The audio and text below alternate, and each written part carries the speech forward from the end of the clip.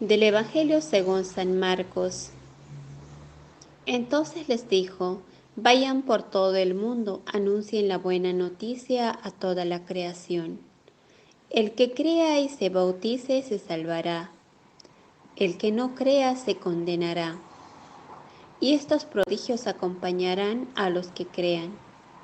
Azojarán a los demonios en mi nombre y hablarán nuevas lenguas. Podrán tomar a las serpientes con sus manos, y si beben un veneno mortal, no les hará ningún daño. Impondrán las manos sobre los enfermos y los curarán.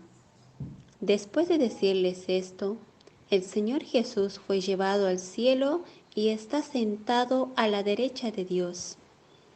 Ellos fueron a predicar por todas partes, y el Señor los asistía y confirmaba su palabra con los milagros que le acompañaban. Palabra del Señor. Al finalizar los domingos del tiempo pascual, para ir terminando el tiempo pascual, nos encontramos dos temas principales que serán celebrados hoy y el próximo domingo: Jesús que asciende y la venida del Espíritu Santo. Hoy celebramos la ascensión de Jesús. Digamos una cosa para empezar. La ascensión de Jesús es una construcción literaria de Lucas. Lucas lo va a poner, aparte de dos maneras diferentes según el Evangelio o en Hechos, lo cual se permitiría una lectura contradictoria a menos que veamos que Lucas tiene una intención, cosa que evidentemente así es. En el Evangelio de Lucas todo ocurre el mismo día de la resurrección. Jesús resucita, Jesús se aparece a Pedro, Jesús se aparece a los peregrinos de Maús, Jesús aparece a sus compañeros y asciende. Todo es el mismo día. En cambio, en el libro de los Hechos de los Apóstoles, Jesús se aparece durante 40 días dando a los suyos señales de que estaba vivo.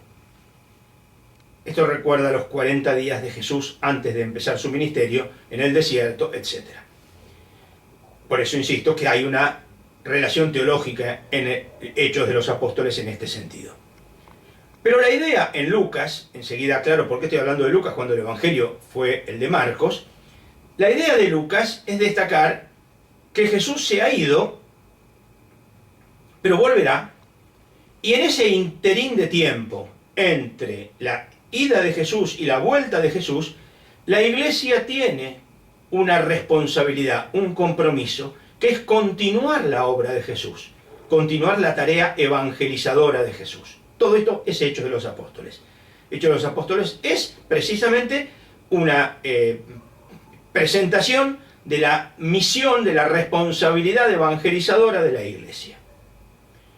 Ahora, entonces, entre Jesús que se va, todo esto está, por supuesto, en la primera lectura, Jesús que asciende, y los ángeles del cielo que le dicen a los discípulos que se quedan ahí mirando al cielo: volverá del mismo modo que lo vieron partir. Y entonces, entre ese irse y volver, está la responsabilidad de la Iglesia. Y esto es, insisto, prácticamente todo Hechos de los Apóstoles. Ahora, la Iglesia celebra la fiesta de la Ascensión, conmemora que Jesús se ha ido para volver, sobre todo para destacar, por un lado, la responsabilidad de la Iglesia. Entonces, y si nosotros tenemos, Jesús se ha ido, pero nosotros tenemos una responsabilidad. El ejemplo más fácil de entenderlo es el ejemplo de las postas, ¿no? Cuando uno llega al siguiente, le pasa la posta al compañero que tiene que seguir hasta la siguiente parada. Aparte, el libro de los Hechos, o Lucas y Hechos, está hecho de esa manera. Jesús, los 12, Pablo, los presbíteros, se van pasando la posta evangelizadora.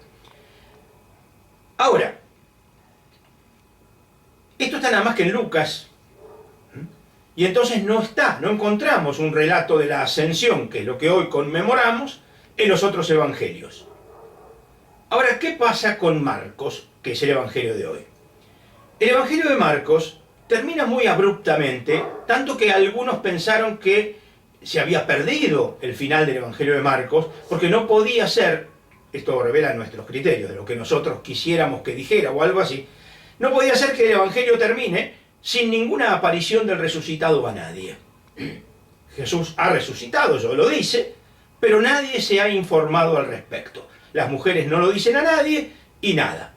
Entonces, más tarde, bastante más tarde, algunos de la comunidad de Marcos agregan un final más largo, donde hay apariciones del resucitado. Y en este final largo de Marcos, que va desde el versículo 10 en adelante, de capítulo 16, Marcos, la comunidad de Marcos, toma textos de Lucas. La referencia a María Magdalena, de la cual se han expulsado 7 demonios, es decir, que estaba sumamente enferma, gravemente enferma, la aparición a los peregrinos de Maús y ahora la ascensión. Tenemos distintos elementos propios de Lucas que la comunidad de Marcos incorpora como una manera de sintetizar o culminar el Evangelio que terminaba abruptamente. Pero la clave está en Hechos de los Apóstoles, precisamente, donde la Iglesia asume esta tarea de la Iglesia, que es la posta, continuar la tarea de Jesús. Ahora, para no dejarlo, pero no terminar, pero no dejarlo sin nada, esta tarea que Jesús encarga a los suyos, y bueno, falta el último paso. Falta el último paso. Vendrá el Espíritu Santo el domingo que viene. Y entonces hoy nos queda claro cuál es la responsabilidad como cristianos, la responsabilidad como discípulos de Jesús, sabiendo que está faltando algo, pero que viene ya, inmediatamente, para darnos la fortaleza, la fuerza, el ánimo para continuar la tarea evangelizadora de la Iglesia. Pero de nuevo, la responsabilidad de la Iglesia es anunciar el Evangelio. Es decir, la Iglesia existe para evangelizar. Lo repite claramente Pablo VI, por ejemplo. La Iglesia no existe para otra cosa que para evangelizar. Todo lo que se haga en la Iglesia debe estar en función de la evangelización, de anunciar el Evangelio. Pero el Evangelio no es anunciar doctrinas. El Evangelio no es repetir el credo. El Evangelio no es repetir una serie de dogmas. El Evangelio es comunicar buenas noticias, sobre todo a los que están hastiados, cargados de malas noticias. En una sociedad como la que nosotros vivimos, en nuestro tiempo, en nuestra América Latina, en nuestro mundo en general, en nuestro país en particular, en una sociedad donde hay tanta mala noticia, nuestra responsabilidad como Iglesia es comunicar buenas noticias. Después vendrá todo lo demás, le podemos dar forma así, forma así, pero el punto de partida, lo esencial, es comunicar buenas noticias. Y corremos el riesgo de comunicar buenas noticias que no sean realidad, que sean ficción, que sean ilusión, que sean opio del pueblo. Y esas no son las buenas noticias que Jesús comunicaba. Jesús comunicaba buenas noticias reales, buenas noticias fundamentadas para la realidad de los que tenían malas noticias. Los ciegos ven, los paralíticos caminan, los que tienen lepra son limpiados, los pobres reciben buenas noticias. Jesús viene a anunciar el Evangelio a los pobres, y no a los pobres de espíritu, porque ahí entramos en el opio del pueblo. Jesús viene a anunciar buenas noticias a los pobres que están hastiados de malas noticias por el imperio, por la injusticia, por los ricos que se aprovechan, etc. En nuestro mundo, como Iglesia, como seguidores de Jesús, como discípulos de Jesús, esa es nuestra responsabilidad.